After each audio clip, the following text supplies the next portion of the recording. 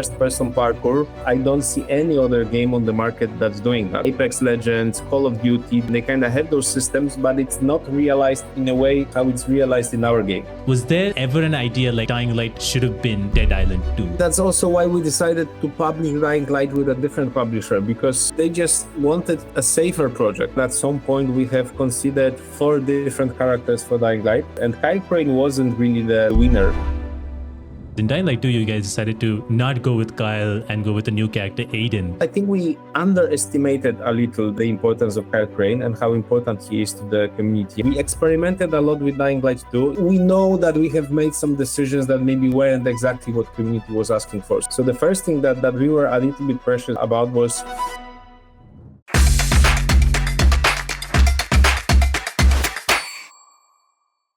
to be honest, it's mind-blowing if you think that we are just, the studio from Poland and people all around the world, including India, are playing our games. Like, this is really something that gives us the fuel to go on. So actually, I would like to thank you for finding time to and coming up with the idea to inviting me. Oh, absolutely. Like Dying Light is such a special, has played such a special part. I love that. I love zombie games, so I love Dying Light as a lot because of parkour element. But was there a sense of nervousness or pressure when Dying Light, the Beast, was coming out? Absolutely. So like, this is like, so first of all, every Dying Light is our baby, and this is our newest baby, the most precious one. But it's actually precious for a number of reasons. And I think there are 2 most important. The first thing is that we knew that we have to prove to our players that we can make again a very exciting, very engaging Dying Light experience that answers to their expectations. We experimented a lot with Dying Light 2. It was a great game and also a good commercial success. But we know that we have made some decisions that maybe weren't exactly what community was asking for. So we wanted to prove that we are learning from the good things, from the bad things. We are just basically focused on Dying Light, making sure that Dying Light becomes this ultimate zombie experience one day. So the first thing that we were a little bit precious about was, are we delivering on our ambition? Are we making the correct design choices this time around? Are we focusing on the things that we should focus this time around? Actually, I think the player reception proves that we were right. So that was like the number one thing we were worried about. But the second thing was, we are also bringing back Kyle Crane, the icon, the legend, the hero of the first game, that holds a very special place in a lot of players' hearts. And that's very tricky, because if you think about it, we are kind of bringing back a character that's not just a character. For many people, is some kind of a memory, some kind of emotion that they remember. And it's really very easy to do something wrong. Like, we have memories about different things, and then sometimes someone comes up with something that maybe changes the memory a little, puts a different spin on it. We didn't want to do that. We knew that it's that the character gets so much love from our community. We were super scared that we will do something, something that will basically will make our community not as happy as they should be. But again, thankfully, over the first 44 hours, we get 90% positive reviews on Steam. Right now it's about 87, 88, very strong numbers. So we are very happy with the reception. That's wonderful. Yeah, I've seen a lot of people say like, oh, Dying Light is back. It's finally where it's supposed to be. And that's like the general consensus, which is amazing. And I'm so happy for you guys. And for a lot of people, I think maybe they don't know like what a franchise director's role is. So can you explain like what exactly does a franchise director does?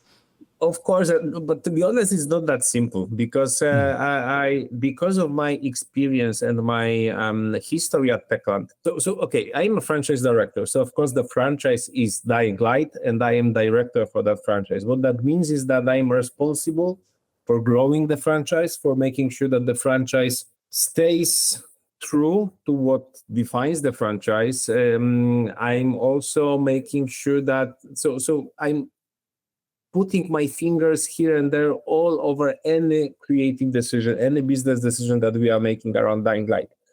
it's not just I am making the calls, because of course there's my boss, CEO, there's like a whole setup at the company that kind of influences from business perspective, from creative perspective, from design perspective. But my goal is to make sure that it all holds together, that it all stays true to Dying Light, and that Dying Light develops. And I'm here because I have been working with Dying Light as a series, as a game for 13 years now. I joined Techland in 2013 when actually Dying Light wasn't even named Dying Light. Like the project name for this game was different. It already existed to some extent, but it was like a very simple prototype under a different name. And I joined basically as a almost like a junior designer, but I went through all of the steps. I have been a game designer, lead game designer, creative director for actually two of the expansions. So I have learned Dying Light from the inside, and but because I also do a lot of public presentations of the game, I have also experience in media presentations, business presentations. Then I am also able to look at the series from the outside. So this puts me in a very unique place where I have lots of history with Dying Light. I know Dying Light by heart, and also have experiences that allow me to kind of look at every aspect of the series and make sure it grows. You mentioned like you joined 2013, and around that time, I think Dying Light was developed. But do you remember at that time, going back to those Dying Light 1, like how did you come up with the idea, especially because Dead Island already existed? Yes. There's other zombie games. There's Last of Us also came out in 2013, became a big hit. So were there doubts? Like how did the ideas came around on what this game is going to be like? Yeah, that's actually very simple because Dead Island, the first Dead Island was our game as well. And we made it, we released it with our partner back then, Cocksilver, and it was a successful game. But right after that, we basically, and I wasn't part of the Dead Island team. I just joined after the Island was released. And I actually joined at the moment where the studio, where the developers were having discussions what we want to do with the next one. And there were lots of ideas. Let's add the day and night cycle. Let's focus even more on melee weapons. Let's open the world more so it's not corridor based like basically the Island was. And one of the most defining discussions was like we were trying to kind of analyze, change, transform the idea of zombie apocalypse into a game. And we were having those discussions. Hey, like we were asking ourselves, hey, what would you do if there was a zombie apocalypse? Like, how would you behave? And for majority of people at the studio, people kept saying, you know what, I would just run away. And then we started thinking, okay, so running away, there is something there. But running away is not really heroic. And in games, you want to do something heroic, right? So we kind of flipped running away into running, parkouring, overcoming obstacles, using parkour to get to any place you want, being smarter than the zombies, not just running away from them, but actually using the human agility, human capabilities of outsmarting them, getting to a place where zombies cannot get. And this is where we came up with the idea, okay, so it feels we need to do parkour. And then it slowly started developing. It's a really long story, but I think that the direction was set during those conversations where we basically admitted to ourselves that we are chickens and cowards, and if you would see a zombie, you would just run away. And then, but see, even from something like that, you can turn something, create something new, fresh, and heroic at the same time. It's like I'm interested because you mentioned Dead Island had its own there was a blueprint for that, and Dying Light is also very similar. Was there ever an idea like, okay, Dying Light should have been Dead Island 2 or something like that? So actually, that's also why we decided to publish Dying Light with a different publisher, because when we were having those conversations, I think our previous publisher for Dying Light, they just wanted to have a safer project, as a project that we could create quicker. So they basically wanted, hey, but do you really need to experiment? Maybe you can just do, Dead Island 2. Just take the same format, the same formula, and just do more of it. And it also made sense. Like what I want to say is that even back then, the game industry was very competitive and actually a very hard business. So it made sense. But we wanted to do more. We wanted to challenge ourselves. We wanted to create all of those new game systems. But then when we look at that, we said, but hey, it feels different. It's not the same game anymore. Actually, it deserves to be its own entity. And that's how Dying Light was born. One of the, I think, selling points of Dying Light is the nighttime. Like that's the scariest part of the thing. And how did you and the team decide to come upon like, okay, nighttime, we need to focus and make it scarier than ever that we've ever seen? You know what? I don't really remember the exact inspiration that led us there. I don't know. Maybe it was, things like Pitch Black, like mostly movies, because I think a lot of the ideas for video games comes from movies. Why? Because movies are so visual. Like they basically, in a way, there are games, they are just not interactive. So there are lots of ideas that you can take, get inspired from movies. So probably movies like Pitch Black, probably I Am Legend. But I don't think there was one single source, like one single moment, actually that I don't remember, where we said, let's do the night cycle. Let's make sure that the night is scarier. Let's make sure that how you play during the night is different than how you play during the day. So probably it was like, like we threw a lot of creative balls into a bag and just started shaking, and this somehow appeared. But yes, you're absolutely right. I can't imagine a Dying Light game without the night experience in a way that we have it executed in the game. And there are two most important things about that. The first thing is that the night needs to change how you play the game. It's not just night that it's darker. Yeah. Different zombies or zombies look different. It is super important that when the night comes, you play differently. Like we offer almost 2 games in one with Dying Light, the Beast, because in Dying Light series because of that. And the second part of the night, it needs to be scary. It needs to be something that's so scary that you might even be actually scared to play it. Yeah. But we want you to have that feeling. Okay, like it's like, should I play it? Maybe I can just skip it.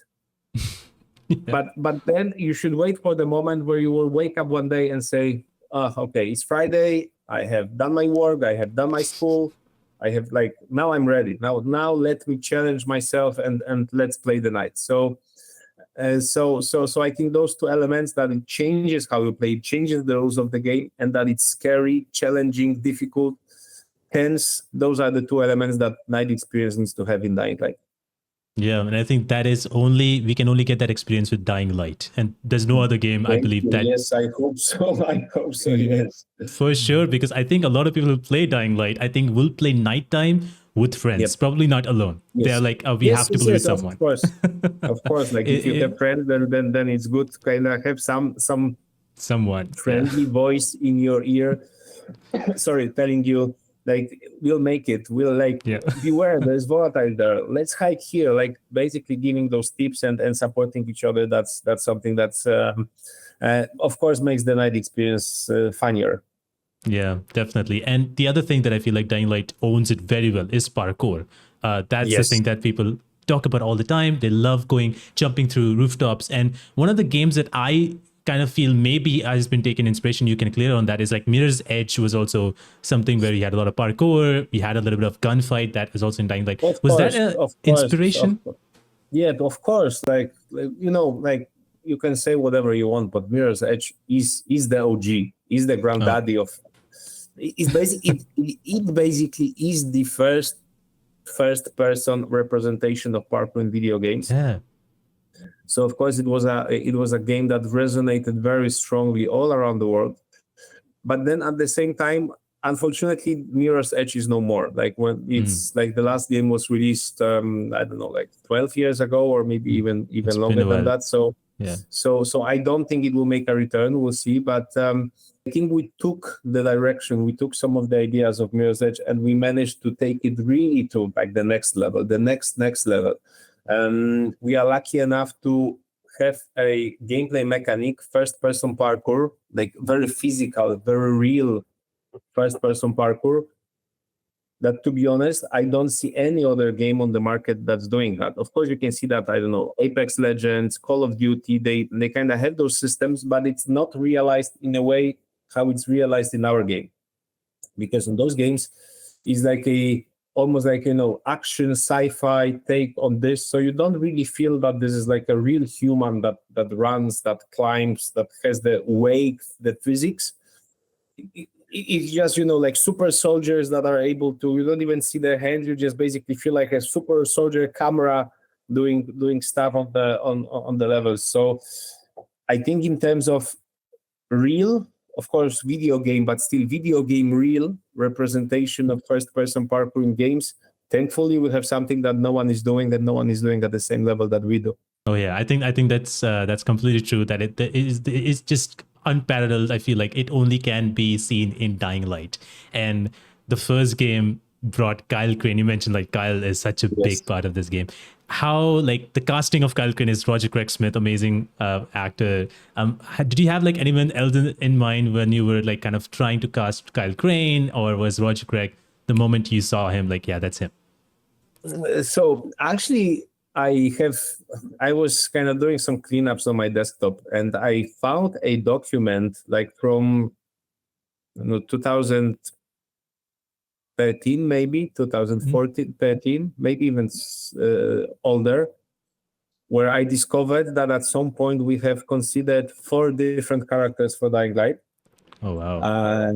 But at some point we have, and actually the document was about testing ideas for those characters, and Kyle Crane wasn't really the winner. There was another character that was you could feel that he was getting more kind of interest from the players back then.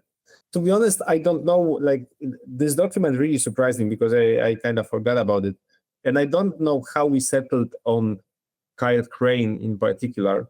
And to be honest, I think when we were choosing Roger Craig Smith for the voice of Kyle Crane for the first game, we kind of just felt of course we felt he's a professional. We thought that he will do the job, but I think we just basically chose from a number of candidates.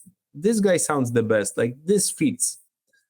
So for sure there were other candidates considered, but thankfully we have settled on the Roger Craig Smith, because I think Roger really is he should be considered as top 3 of voice actors in games. Like he's really phenomenal. When you look at his history, he was doing Ezio Auditore de Firenze from Assassin's Creed. He was doing Batman. He was doing Chris Redfield. He was doing Sonic. He was doing Kyle Crane. He shows a lot of versatility and a lot of he can do anything. Like if you look at the characters I have just described, like it's from Batman to Sonic, right? From Chris Redfield to Ezio, like completely different characters. So he's really one of the most talented voice actors in video gaming, if not the most talented. I think there was an amount of luck, just basically having a good ear for the voice when we were choosing him for Kyle Crane in the first one. But then when we started working on Dying Light the Beast, like 2 years ago, we knew from the start that this will never work if we won't get Roger Craig Smith to be with us. And actually at first he said, but hey guys, I think you killed my character in the previous game, or at least did something very nasty to him. Like, is he even around? Is he alive so we can get back with him? It took some convincing, but he has also a very busy schedule. But we were lucky enough to convince him, and for sure, like Roger would say, I love you, Techland, but I can't do the Beast with you because of some other obligations. I'm not sure. Like I think we might even change our plans and maybe not bring back Kyle Crane, because Kyle Crane without Roger Craig Smith, I can't imagine this happening. For sure, yeah, and I'm so glad that he came back for this role. And I'm going to talk about like Dying Light 2, because in Dying Light 2, you guys decided to not go with Kyle and go with a new character, Aiden. Why was that decision taken to not continue with Kyle Crane in some ways? Was that because of availability or something else?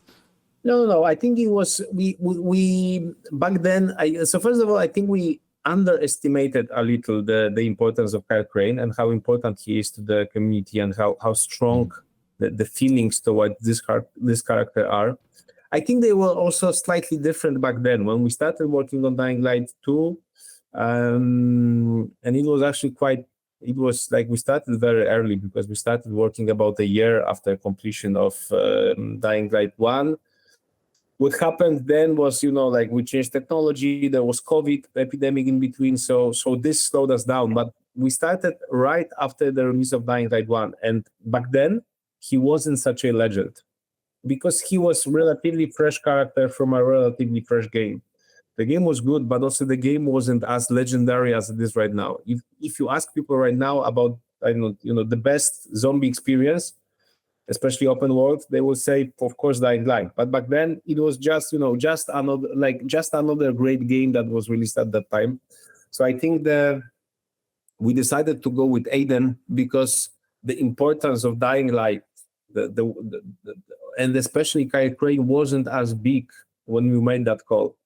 But then as the years keep flowing and kind of the game started reaching more and more players and the character started becoming a part of more and more lives, then his legend kind of happened. Then his legend grew.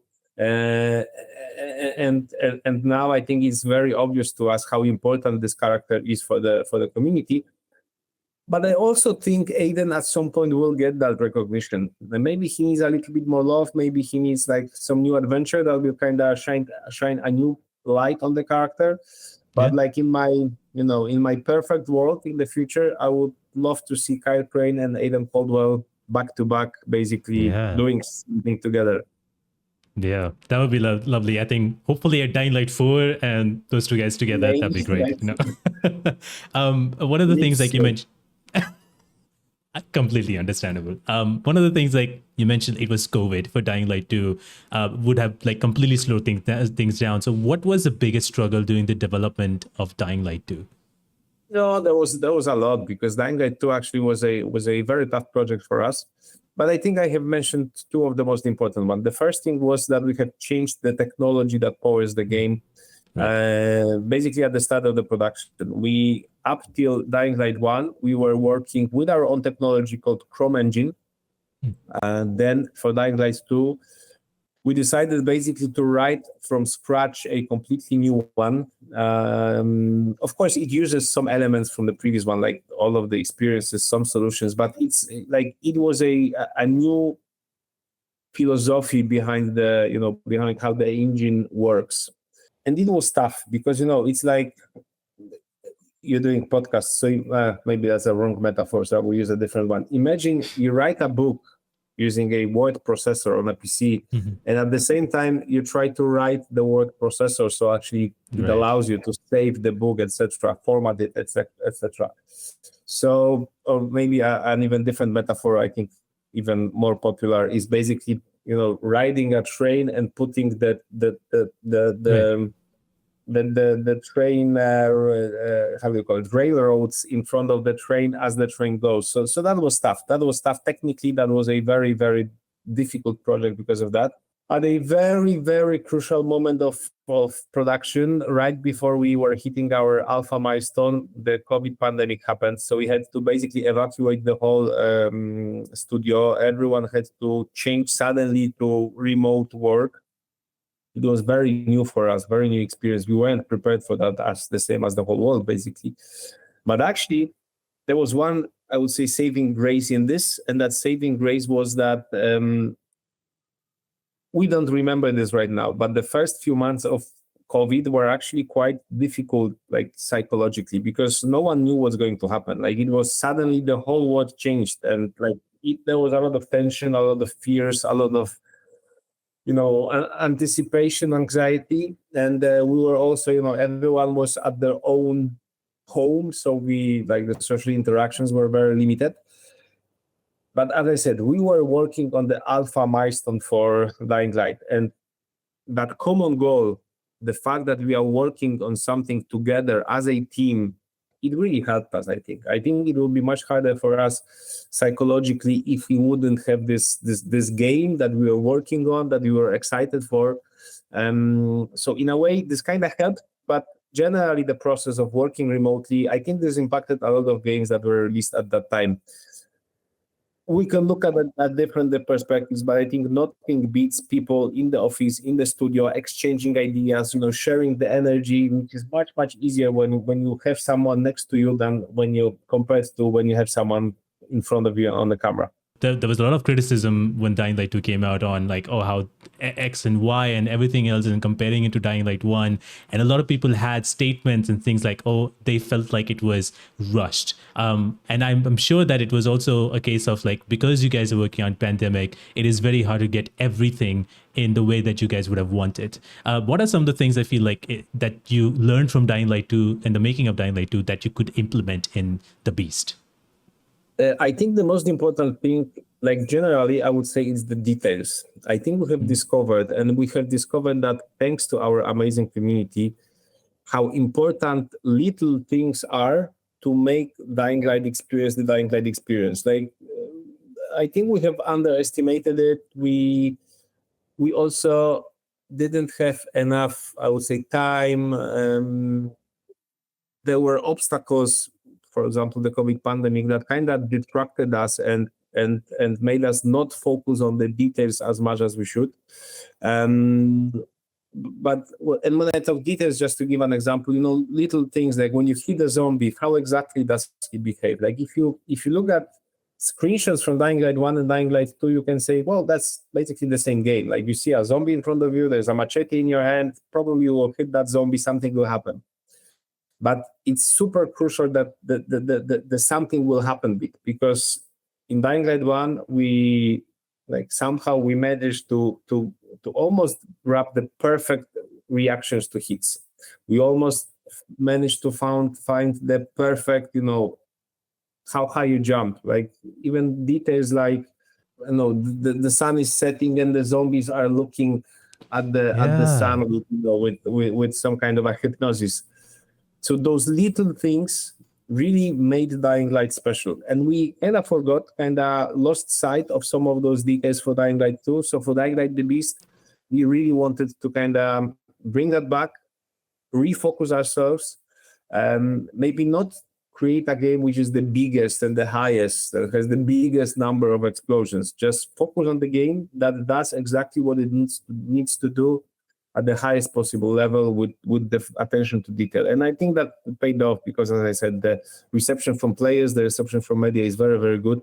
This is basically the best Dying Light game that we have ever created. Yeah, I'm so happy that you guys decided to focus everything, because I know you mentioned it's not the biggest and it is, but everything that was present in Dying Light 1 with all the focus is present in this game. And one of the things I remember that happened in 2023 was this big leak that happened with Dying Light and content, and people are talking about speculations all around. Did that affect your development for The Beast? Absolutely. So when the leak happened, we were actually we didn't even work on The Beast. We were working on a DLC to Dying Light 2, and actually the DLC was impacted by that leak. And we could do a number of things. We could actually try to swipe that under the carpet and say, okay, people will forget. But we felt that to our most dedicated, to our most hardcore players, if we would swipe that under the carpet, we would spoil the experience for them. They would just have to play the game they knew already from a leak that happened a year before the release or 6 months before the release. So we took a very difficult decisions. We basically canceled the DLC. We started Dying Light The Beast from scratch, basically a completely new project. We just took very simple elements, like some animations, parts of the map, some ideas for the quest, but very little. And we started a new project called Dying Light The Beast with Kyle Crane returning. We have confirmed that Kyle Crane makes a return with Roger Smith. So this and allowed us to say, okay, so this is happening. This is real. We can do that. So then every department, like gameplay, AI, environments, cutscenes, narrative, everyone came up with their own ideas what this new project could be. And this is how Dying Light The Beast was born. And another thing that was born out of quite unfortunate situations, because the leak was very sad, very grim moment for the studio. It happened overnight, so we went back to the studio the next day, and everyone was having this gray paper color face. not knowing what to do, but we somehow overcome, and I'm happy with it because again, Dying Light the Beast turned out to be the best Dying Light game with it. Yeah, in weird ways, it kind of helped you guys. I feel like maybe if we can take something positive out of it, like the leak happened, which is very unfortunate, but it made you guys, help you guys made something greater, which is the Beast, and a lot of people are enjoying it because of it, and that's amazing. Locations, I think, is also another cool thing that every Dying Light game has, which is very different. And I'm curious, like, how much of a role does location play? Is it based on how much parkour a player can have, or there's more verticality? Like, what makes you decide what locations a game should have? Actually, for this one, for the Beast, we wanted to do something different because so far we were basing. So for the first game, we were looking at location which would be kind of the perfect parkour playground. So, and by looking at the parkour videos, we knew that you cannot have really like too many floors. That you have to. What works best for parkour is when you have cascades in the geometry. So there's like a 3-floor, 2-floor, 1-floor, 2-floor, 3-floor, 2-floor, 3-floor, 4-floor, 3-floor, 2-floor. This Right. one's funny, but this is like there's like this kind of a flow, and so that's why we chose this. We actually allowed ourselves, and that's funny because the game takes place in a Middle Eastern city called Haran. But when you look at the map, especially the first one, you like if you look at it from afar, you will say, "But hey, this is not Middle East. This looks like Brazil. This looks like Rio de Janeiro." Yes, in a way, because the geometry of the favelas of Rio de Janeiro make it super good for parkour. At the same time, we wanted to be a Middle East, so we kind of took the liberty to create something like a fictional place that's sometimes in between, and I think the fictional place helps us because we can take something that makes you feel that you are in a place that you know from movies, from maybe even being there, but at the same time, we are able to shape the place to fit our gameplay. So that's why we are opting for those fictional places. So that was Dying Light 1. For Dying Light 2, we wanted to, it's a sequel. We wanted to go bigger. We wanted to go higher. So we settled on the Central European city with big skyscrapers. We wanted actually to give players that feeling, vertigo of going over high places, looking down, there's 30 floors below. It was a design challenge because we were trying to find the cascade within such a high buildings. We did that by looking at creating those cascades in the middle of those buildings. You don't really have to always jump at 30 floors. You can jump up between floor 5th and 6th and 7 maybe in such a big building, like you just go through it. So we managed to do that. And for Dying Light the Beast, again, we wanted to do something different. And we wanted to challenge ourselves and see if we can make a Dying Light game in a place which is not built for parkour, which is maybe a little bit, open, more nature-based, and that's cool because what we discovered is that Dying Light also works where you don't have parkour everywhere. It even works better because if you don't have parkour everywhere around you, if you don't have everywhere that opportunity to jump on to climb on a building, get safe from zombies, if you don't have that, then you feel more fragile, then you feel more vulnerable, then you feel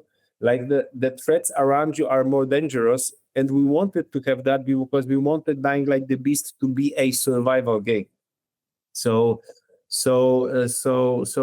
actually the choice of the new location for Dying Light the Beast was an effect of us trying to do something new, but also us trying to create a survival game, a game which has more survival elements than all of the previous Dying Lights. Yeah, I love the fact that Dying Light 2 has that long skyscrapers we're going through them. It's really, really fun for me. But I'm also the fan of the Dying Light Beast location. It's pretty fun. Like you said, it makes you more vulnerable. And gameplay has always been like the biggest part for the franchise. But how important is story for the franchise? Do you look at, telling complex stories like The Last of Us, for example? Or is that like not as important as gameplay is?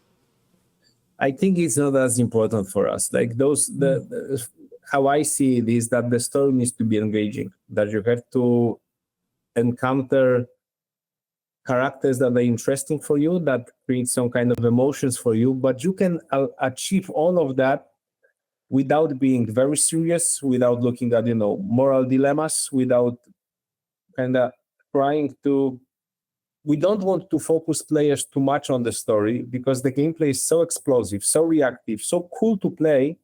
But we just want players to look at that. And actually, if you think about it, Dying Light is a game where, I don't know, you cut off heads of 200 zombies, right? So like that, if we would have that and drop kicks and crazy parkour and like all of the crazy stuff that you do in Dying Light, and then the story would be very serious, people crying, people having like moral dilemma on top of another moral dilemma, I think this would not work together. So we looking at stories like like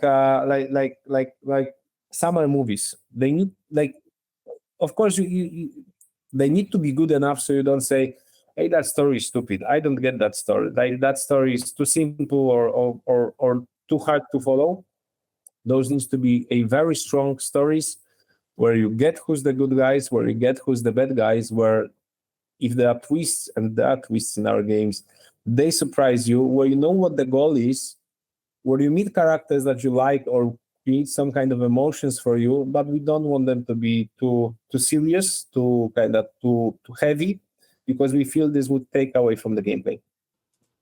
That makes sense. Yeah, you mentioned like summer like blockbuster movies. It kind of makes sense. Yes. Like that's how these things are. And Dying Light the Beast has been such a big success already. And I know I'm sure there's more plans. But can you share anything that's we can expect in the future for the Beast? future? Sorry, I can't. Really, I can't. I can't. It's why? Because it's too early. Like, to be honest, Of course.